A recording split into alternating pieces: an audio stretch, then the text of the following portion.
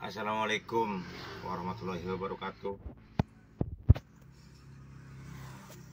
Wahai penguasa negeri ini, kami para supir angkutan memohon kepada Bapak Presiden, Bapak Gubernur, Bapak Wali Kota, Bapak Bupati, Bapak-bapak yang duduk di kursi MPR dan DPR, serta semua yang menjadi penguasa negeri ini. Apakah kalian sudah berpikir ulang dengan menutup pintu keluar masuk provinsi yang secara tidak langsung membunuh mata pencaharian kami? Jangan biarkan anak-anak kami menangis pilu di saat anak-anak kalian tertawa gembira. Jangan biarkan kami kelaparan di saat kalian terlelap tidur karena kekenyangan. Karena anak istri berikut kredit mobil dan semuanya tidak ditanggung oleh negara. Kenapa harus kami yang dikorbankan?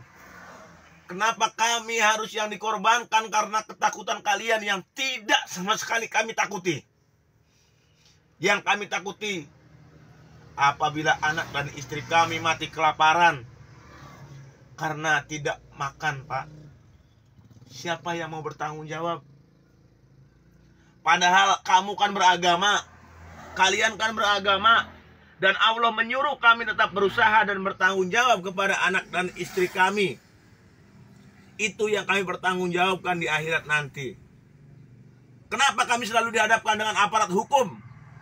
Dibentak, dihardik, seakan kami ini teroris. Padahal kami ini adalah pejuang dan pahlawan bagi keluarga kecil kami, Pak. Di saat kalian berbagi THR, kami hanya bisa berkata, apakah besok hari anak-anak kami dapat makan? Apakah kalian pernah merasakan di saat semua orang tidur nyenyak, ada seorang supir tetap terbangun dan bekerja menafkahi keluarganya demi memberikan kehidupan yang layak untuk anak istrinya? Apakah ada cara lain yang bijak dengan tidak membunuh mata pencaharian kami? Berilah aturan yang adil. Berilah aturan yang adil buat kami. Semoga bapak-bapak di sana yang menjadi penguasa mendapatkan hidayah. Terima kasih.